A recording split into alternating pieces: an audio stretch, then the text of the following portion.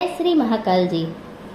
मैं नेहा चौरसिया अपने चैनल माया वास्तु में आपका स्वागत करती हूँ।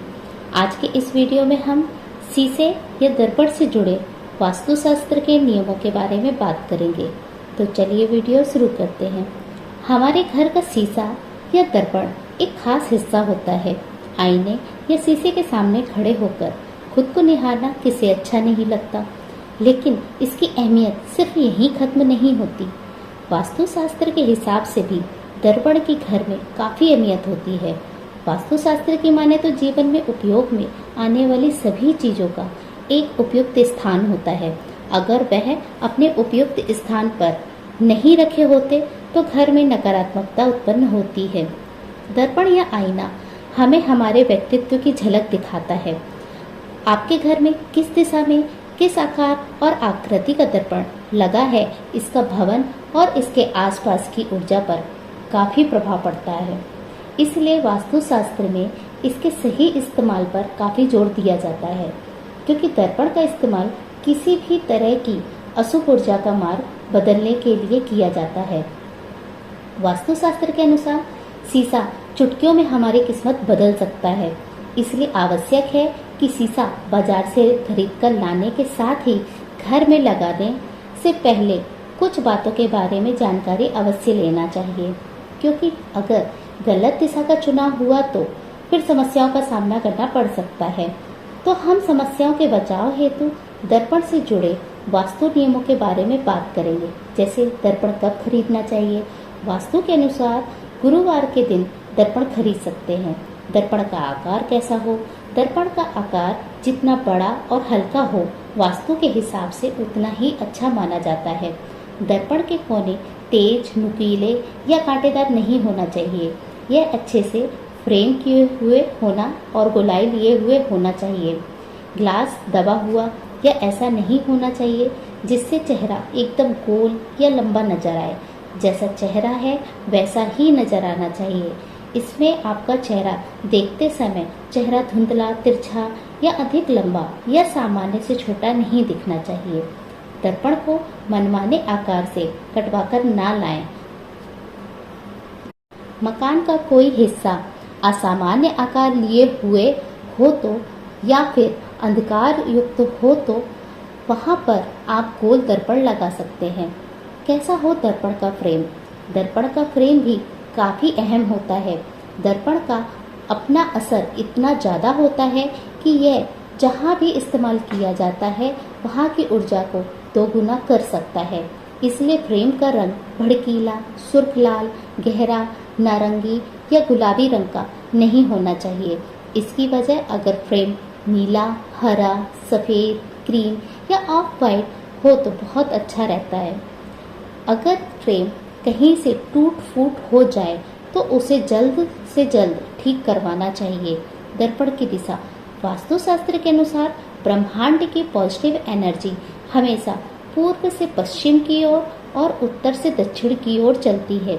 इसलिए दर्पण को हमेशा पूर्व या उत्तर की दीवार पर इस तरह लगाना चाहिए कि देखने वालों का चेहरा पूर्व या उत्तर की ओर रहे, क्योंकि दक्षिण या पश्चिम की दीवारों पर लगे दर्पण उल्टी दिशाओं से आ रही ऊर्जा को रिफ्लेक्ट कर देते हैं, जिससे घर में आ रही पॉजिटिव एनर्जी वापस लौट जाती है। बेडरूम में दर्पण। शयन कक्ष में दर्पण नहीं लगाना चाहिए। दर्पण लगाने से दाम्पत्य जीवन में विश्वास की कमी आती है। इसके साथ ही पति पत्नी में आपसी मतभेद भी बढ़ता है एवं पति पत्नी को कई स्वास्थ्य संबंधी परेशानियां उठानी पड़ सकती हैं। पति पत्नी दोनों को दिन भर थकान महसूस होती है, आलस्य बना रहता है। यदि ड्रेसिंग टेबल रखना जरूरी हो तो इस तरह से रखें कि सोने वाले का प्रतिबिंब उसमें दिखाई ना दे, या फिर सोने से पहले इसे ढक दें। यह भी ध्यान रहे कि जहां दर्पण लगा हो उसमें नकारात्मक प्रभाव को बढ़ाने वाली वस्तुओं का प्रतिबिंब नहीं दिखाई देना चाहिए। बाथरूम में दर्पण। वास्तु विज्ञान के अनुसार बाथरूम में दर्पण लगाते समय इस बात का ध्यान रखना चाहिए कि दर्पण दरवाजे के ठीक सामने नहीं हो। दर्पण का काम होता है प्रवर्तन यानी रिफ्लेक्ट करना। जब हम बाथरूम में प्रवेश करते हैं तो हमारे साथ सकारात्मक और नकारात्मक दोनों ही ऊर्जाएं बाथरूम में प्रवेश करती हैं। जब हम सोकर उठते हैं तब नकारात्मक ऊर्जा की मात्रा अधिक होती है। दरवाजे के सामने दर्पण होने से हमारे साथ जो भी ऊर्जा बाथरूम में प्रवेश करती है वह वापस रूम में लौट आती है।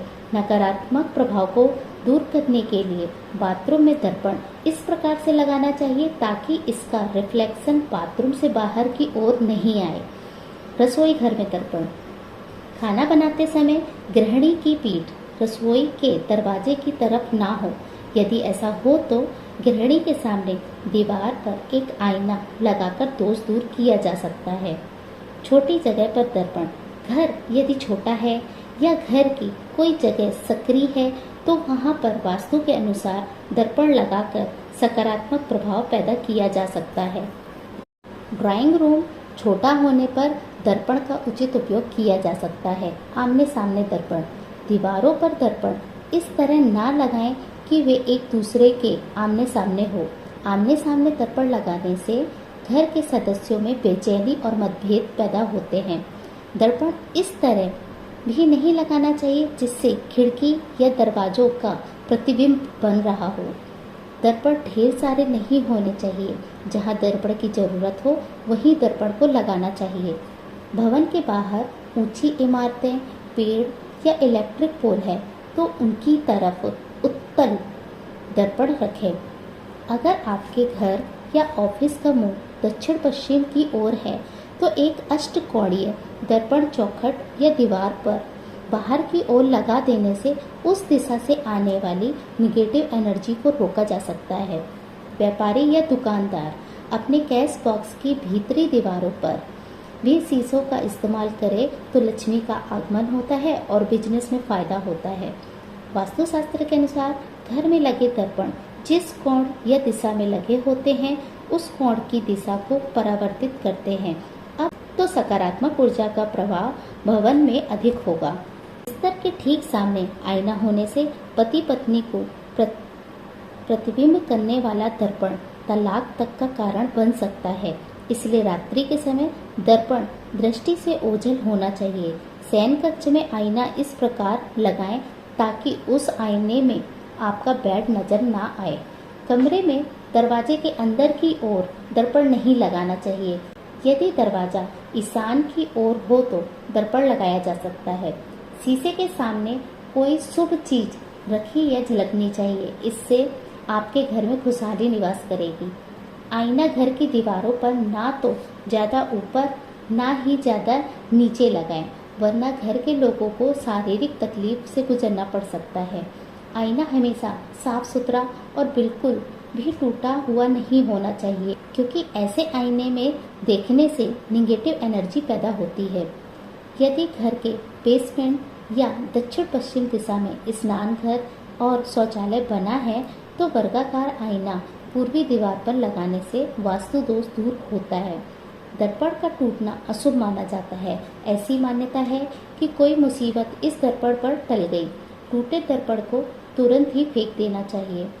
तो यह थी जानकारी शीशे या दर्पण से जुड़े वास्तु के नियमों के बारे में। यदि मेरे द्वारा दी गई जानकारी आपको पसंद आई हो तो कमेंट करें, लाइक करें, शेयर करें और सब्सक्राइब करें ताकि मैं आपके लिए और भी बेहतर वीडियो ला सकूं। धन्यवाद।